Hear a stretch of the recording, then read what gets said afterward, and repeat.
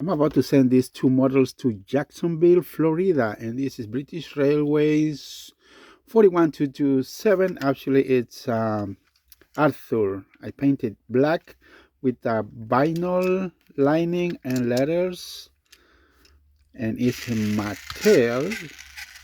Very nice model. Also, we have Edward. So I am not making custom, but sorry guys. If you wanted to get a custom for Christmas, I run out of customs right now. So the only ones I have in stock, those are the ones that are available. So hopefully in January we're gonna start making more customs. It's the holiday season, you know. It will be very busy. And here is Edward Furnace Railway. Edward, this one is Mattel. Also, that one Mattel. Very nice customs, right? What do you guys think? Yeah, this is the last one I have on red color.